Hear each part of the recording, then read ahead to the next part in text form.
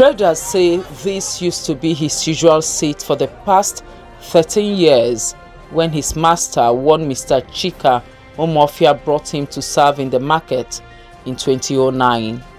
But today, his shop is under lock and key. In April 2021, Chijoke, we were told, was settled by his boss with the sum of 500,000 naira. And though he was still living with his boss at 4th Avenue, the trader said Chijoke had rented an apartment and was due to pack out before his body was found lifeless. Not seeing him, we only saw a person, somebody came to open his shop, which brought up the suspect. And we started asking, how come Chijoke's key is with you? If you look at the photograph, the picture, you will notice truly he was strangled. There are a lot of bruises on him. I heard he always had misunderstanding with the children of his boss. We didn't see him on Saturday, though he was supposed to move to his own apartment on Sunday. On Thursday, I saw a scar on his face, and I asked him what happened, and he said I shouldn't worry. Concerning this boy that died, they killed him. Anyone that killed him must pay. The police public relations officer said 3 suspects have so far been arrested in connection with the incident, while the Commissioner of Police, Abute-Ero, has ordered that the case be transferred to the homicide section of the State Criminal Investigation Department, Bante. This press briefing was organized by members of Medical and Dental Consultants Association of Nigeria, Federal Medical Center, FMC Owo chapter.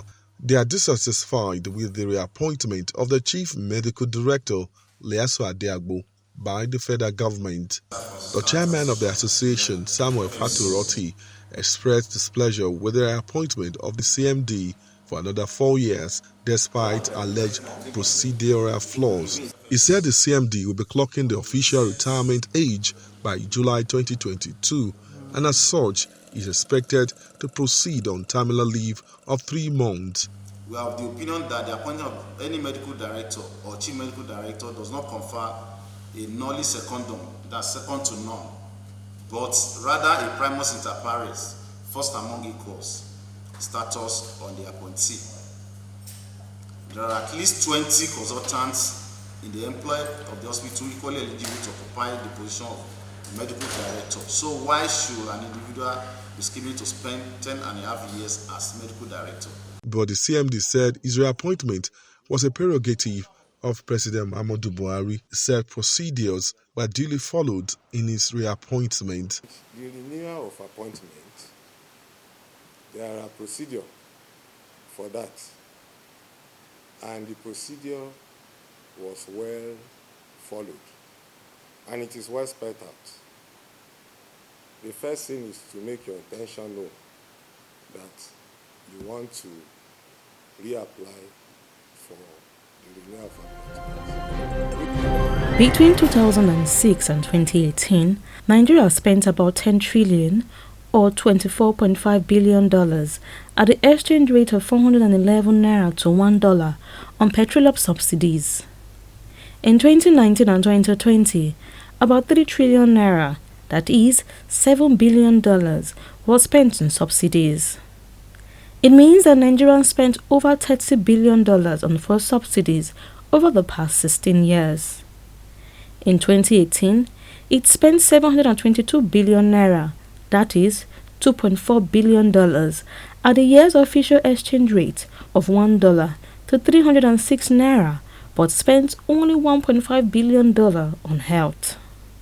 Recently, provision for fuel pump price subsidized in national budget for 2022 at the tune of 3 trillion naira has been made. Minister of Finance, Zainab Ahmed, had noted the increase in the budgetary provision for fuel subsidy is born out of the concern that the already high distressed masses of Nigeria could not bear further hardships that will be triggered by fuel subsidy removal by the mid-year as earlier proposed. Her alternative to providing 3 trillion naira in the 2022 budget and eliminating fuel subsidy is cash payout by the federal government to the poorest Nigerians. For this civil society organization, the real way out of this is the speedy rehabilitation of refineries. They also want the Nigerian Customs Service and other security agencies to pay attention to land borders in order to mitigate the rampant smuggling of petroleum products to neighboring countries.